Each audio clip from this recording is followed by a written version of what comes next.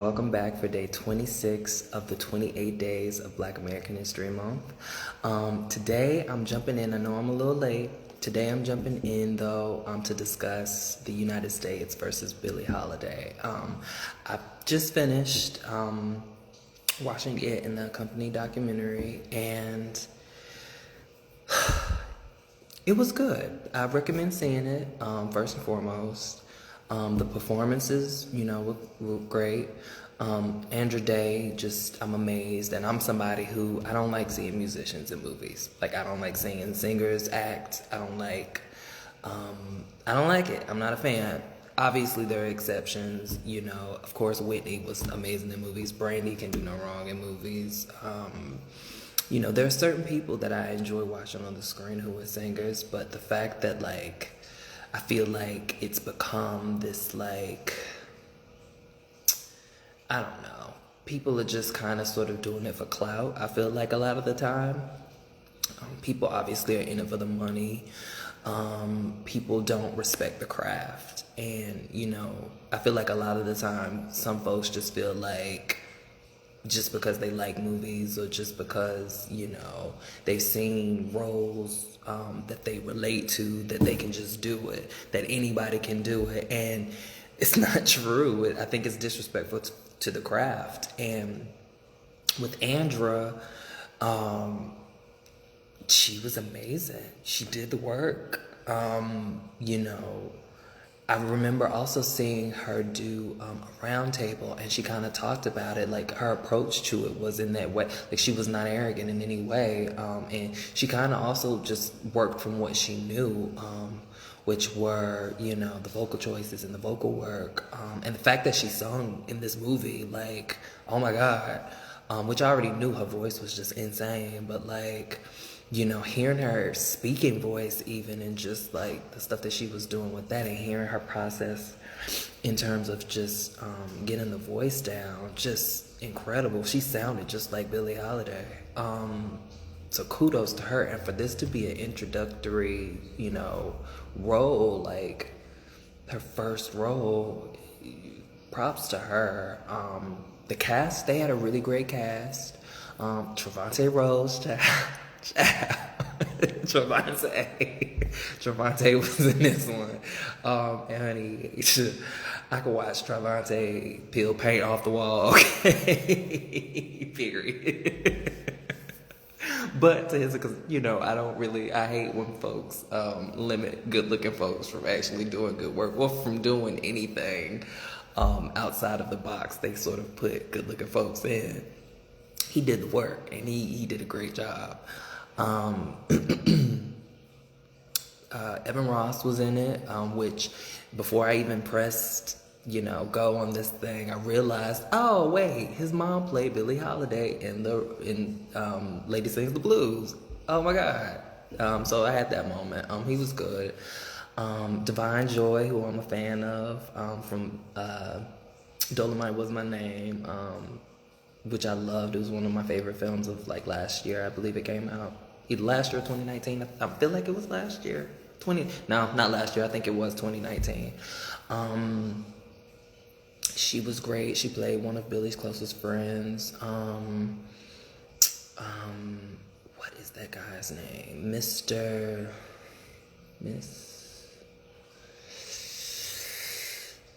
I know he was in the reality shows, and he's worked with Lee a lot. And I forget his name. He was in Star. He did a good job. I forget his name. That's so not right. He did a good job. My brother from that film, what was that film called? Just Mercy. Just Mercy with Michael B. Jordan and Jamie Foxx. God, how am I forgetting their name? I kind of remember his name. What is it? Shadow Flack on Instagram? I follow him on Instagram. I forget his name. I hate that. I hate forgetting names. I'm kind of bad with names. Kind of bad. I've been working on it. I've gotten better, but I'm forgetting everybody right about now.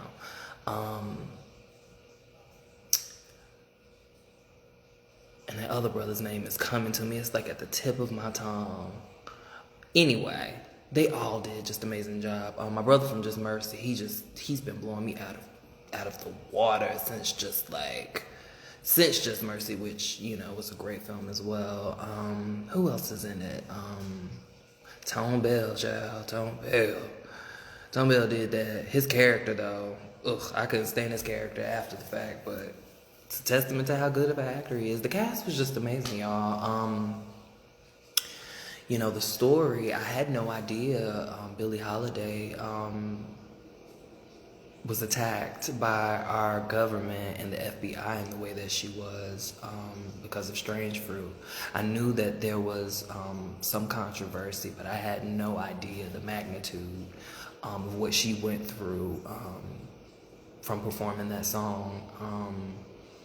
Had no clue, and I'm really glad that Lee decided to tell the story. It blows my mind. You know, what artists in those days, and even still, which I'll get to, I guess, but what they had to go through in order to support their people, in order to support themselves, in order to fight the good fight and, you know, speak truth to power. The fact that our government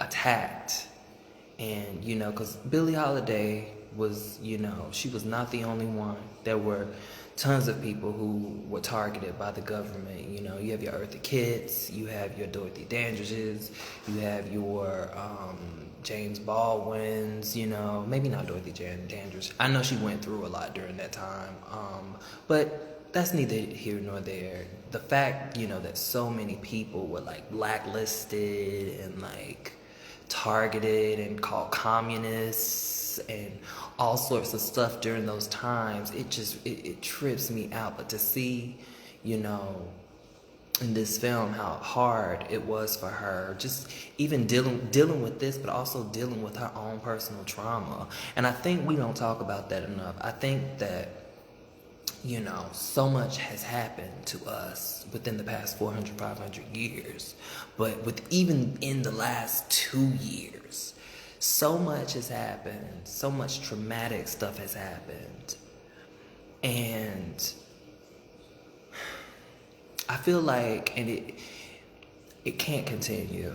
And I know there are people doing the work, and I know there are people who are conscious of the things that are happening and are speaking truth to power and are fighting for things to change, and all of that, are having conversations with their families, or teaching their kids, are, you know, doing all sorts of different things just to try and sort of mobilize and like motivate and inspire some sort of change. But I feel like we get in these pockets of sort of like temporary outrage, and then we kind of go back to normal. And by normal, I mean just like surviving. Because I mean, so often we see justice not being served, and so often we're in a position to where like we kind of just have to deal, and we can't, you know, stay, you know, in that space, or we'll crumble. So I get it, but at the same time, when is enough enough? You know what I mean? When do we say, okay, no, we're not waiting on you to say it's over. We're not going to wait on you to give us an executive order. We're not going to wait for you to, we're not going to wait. I don't know what would come after that. And I have ideas, but at the same time, you know, I get why that hasn't happened, but at the same time, I'm just hopeful that somehow things just change, because I'm tired. You know, honestly, I'm tired, you know, and seeing stuff like this, you know, which the film was a good film. But it's just like, how do we know, like, that all of this is happening? that the police are as corrupt as they are, that our government are participating in this, the police literally being like government employees and us paying the police. Like, how do we know all of this? And in 2021, this is still going on with us knowing it. I mean, obviously we know why anti-blackness and white fragility, supremacy, fragility, but it's insane. Like, it's a madhouse. This world is a fucking madhouse. The fact that, like, the corruption can be as thick as it is, and, like, we just expected to deal with it. And then you have propaganda all over the place. You have, like, all of this stuff. Like, I'm really, like, certain stuff, because I don't, my intention was not to get on here to preach, and I'm tired, y'all. I'm exhausted. After this, I'm going to bed. When I tell you, I'm just emotionally exhausted. Just given everything that's happening right now, like, this whole us not having the executive order that should have been placed a long time ago for our protection, and just, history repeating itself again, seeing these other groups get executive orders and, like, attacking us and trying to blame black folks for their oppression when we have nothing to do with their oppression. And quite honestly, whenever you look at the historical data and when you look at history just in general, like, we've been attacked by all of these groups consistently.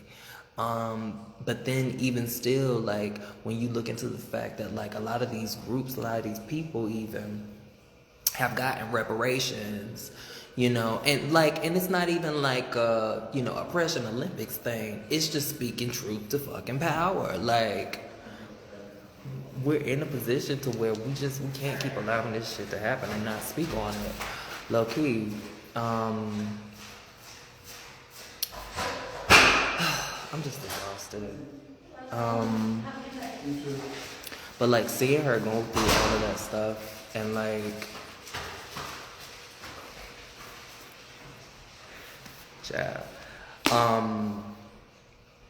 seeing her go through all of that stuff and see her deal with, like, her drug use, or her drug addiction rather, it really, like, because we always hear those stories about, like, all of the older celebrities and stuff who've dealt with, like, drug addiction, have passed away with drug addiction and stuff like that. And, after the film ended, I kind of sat back and I was just thinking about it, and I'm like, yo, like, imagine being in those times, because that's one thing that I absolutely loved about the film. Like, it really, like, I felt like I was in the time. I did feel like I was in the time. I felt like I was there. I felt like I was there. I think Lee did a great job in sort of making it relatable to the times. Like, and I'll get back to what I was talking about, I promise, because y'all know I'll go on a tangent. But, like, what I love about it was that, like, you felt like you knew those people. And I could get into a whole casting conversation about just casting Black Americans in general. But, like, I was genuinely happy that this, the majority of the cast were Black Americans, because, like, you needed that. I felt like I needed as a Black American, and I'm totally comfortable in talking about it. I don't care who's offended. I don't care who feels any other type of way and thinks the conversation is stupid. Like, I think that's a stupid take, to take autonomy away from people whose story this belongs to. I digress, but I felt like I knew them. Like, I knew those people. Like, whenever they would have, like, those conversations in her dressing room, and they would just be cutting up and, like, laughing and talking and joking and stuff like that. Like, I have been a part of a ton of those conversations. Whenever the couple came in from Baltimore, which is where she was from, which Billie Holiday was from Baltimore, And she was talking to them like, oh yeah, I'm from the east side. Like, yeah. I know this, I know that, blah, blah, blah, blah. And just was like real familial. You know, it was nice. It was comforting. I needed that. As a viewer, as a Black American viewer, whose ancestors endured these times, you know what I mean? And we're not so far removed from those times. And, you know, again, to the consistency of it all and just in making it relevant to today, I thought it was a beautiful thing because it's like a lot of that stuff is still happening now. A lot of it's still happening. A lot of, you know, it's all still happening. But specifically about the trauma and her dealing with her drug use, you know, like I was saying before, like, we just don't have the space to, like, be and deal. You know, we never have that time to, we can't stop. We can't wallow in our grief. We can't wallow in our trauma. You know, I hate the idea of us having to be strong all the time, but we literally have no other choice. We don't have a choice. And it's like, it's exhausting. I love the line in that film where Lee was, Lee didn't write this film. It's a Black woman who wrote this film. She wrote, she was saying basically how everybody wanted, Billie was saying this, or the character Billie was saying this, you know, everybody want me to be like so-and-so, you know, and it's true. And I loved the choice of, like, whenever she would have her shows, and, you know, of course in those times, like, the shows were very intimate, like, the shows were very, you know, there was that connection, and she knew her audience, and her audience knew her. But the idea that she could just get up there and talk about her problems and just leave it all on the stage, or at least express it to her folks, and, you know, depending on the audience, could be heard. I thought that was a beautiful choice, but, like, just not being able to be who we are and be, you know, flaws and all, you know what I mean? Like, that spoke to me. Because, like, folks will compare you, folks will put you in a box, okay? And it's just like, you don't know me. You don't know me. Y'all niggas don't know me. And at the same time, it's like, you know, she didn't have space to deal with that trauma. And, you know, I love the choices with some of the flashback scenes whenever she would do the drugs, or the conversation she would have when she was on drugs. Like, it really sort of, like, opened that up and, like, unpacked all of that and, like, made it clear, like, you know, on a regular day, I don't have this. You know, I don't have this freedom to just be, you know, this is my escape, truly. And, you know, I'm not promoting drug use. Don't do drugs, kids. But, you know, I understood. And I think that portion of it, because something else that I was thinking about, you know, just how the industry works, especially, like, the music industry, especially in, like, hip-hop and stuff. They'll get these, like, kids from, like, all over the country who may come from, like, these super impoverished, like, areas and know nothing about money, know nothing about, like, any of that, are given this, like, image, or, like, introduced to drugs, introduced to this, like, super fast lifestyle, and they know nothing about any of this, like, first generation wealth, like, you know, having to support families, having to support all of these different people. And a lot of times you see them, you know, get hooked on drugs, you see them die sometimes, which is unfortunate. You know, sometimes you see them fall off and they go bankrupt, and then they have to go back home and they have to deal with all of it. Like, you see so many, like, tragic stories, and sometimes you don't see them. Sometimes they just disappear, And like, I wonder where they went, you know what I mean? But the way that they're even churning them out today is just like, but the idea that like, you know, these people, because I mean, we don't own anything in these businesses, in these industries. They can take somebody from a super fucked up situation, milk them of everything, all of their creative like energy, all of their like influence and like light, drain them of it and like make money, use them as cash cows, truly. Take advantage of them, put them through God knows what, like everything we don't know. It's sad. And, you know, I'm sure Billie went through some of that. I mean, they showed in the film, you know, how she was taken advantage of, you know, how folks wasn't paying her all her money on time.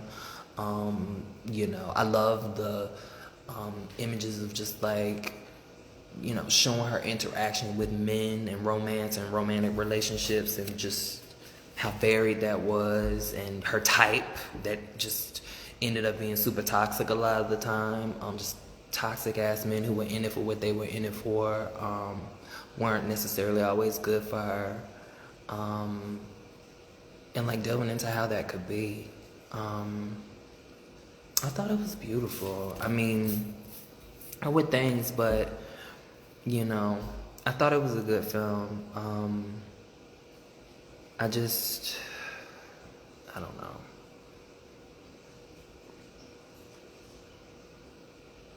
I just hope, I don't know.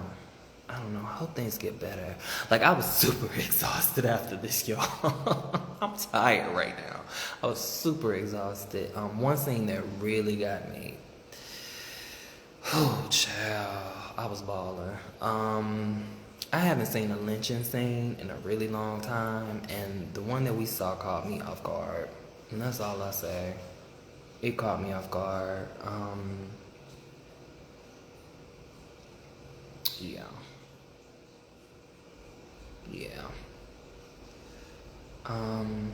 Yeah, I didn't have, like I said, I'm not a critic, so I'm not gonna sit here and like critique this film.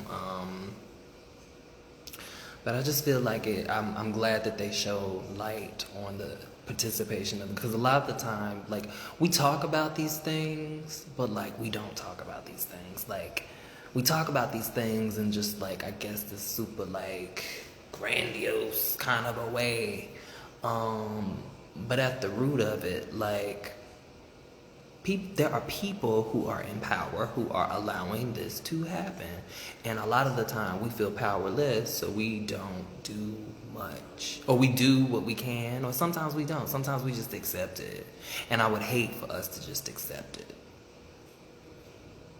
I would hate for us to accept it. And a lot of the time, some of us feel like we can't do, you know, it's just us and we can't do, and I don't think that's true. I think there's more people that feel like you than you even know.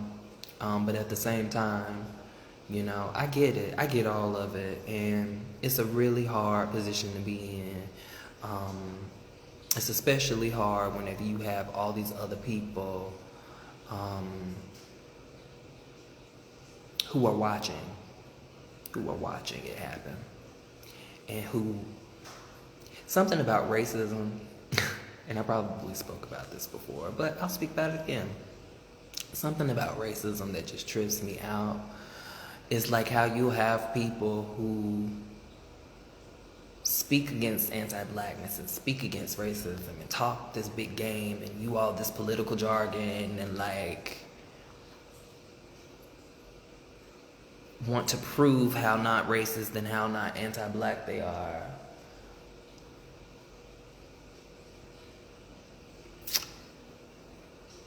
But then, like,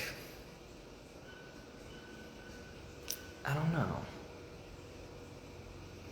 A lot of the time, folks be in it for what they be in it for. Like, a lot of folks,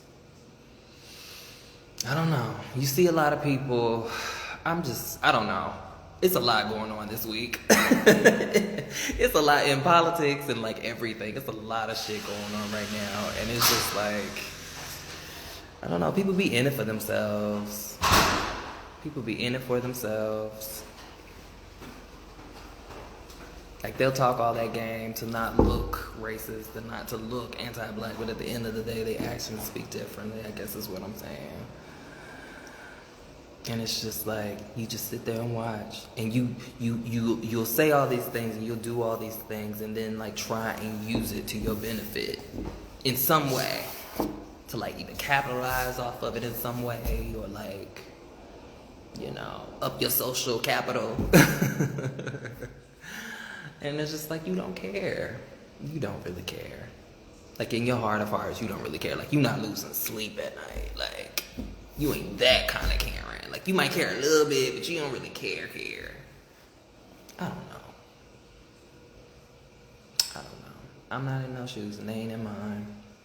And that's the sad part and the truth of it. But I didn't think that this video was gonna be that long. But something moved me to actually go to my poetry. I was looking after, like, I felt like, because I knew I wasn't gonna critique this film. Like, I knew I wasn't gonna go in, which I didn't have, like, anything to really go in about. It's a good film. You should definitely see it.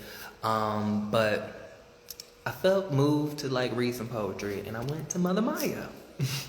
Went to my Angelou, and I flipped it open, and I stumbled on the perfect poem. Like, a lot of this stuff just serendipitously just kind of just falls in my lap, and I'm glad that it's kind of working on that way.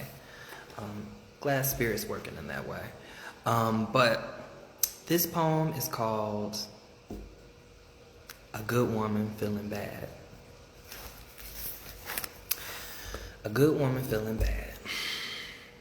The blues may be the life you've led, or midnight hours in an empty bed, but persecuting blues I've known could stalk like tigers, break like bone, pinned like rope in a gallows tree, make me curse my pedigree. Bitterness thick on a rankling tongue, a psalm so loved that is left unsung. Rivers heading north but ending south, funeral music and a going home mouth. All riddles are blues, and all blues are sad. And I'm only mentioning some blues I've had. That's Mother Maya, y'all. Mother Maya Angelou. So I thought that was fitting, obviously. Shout out to Mother Billie Holiday for all she had to endure, the ancestor. And she passed so young, y'all. I didn't realize she passed at 44. Like, so yeah. With that being said, y'all, that was day 26 of the 28 Days of Black American History Month. Appreciate you guys who've been tuning in, and I will be back tomorrow for day 27. Peace.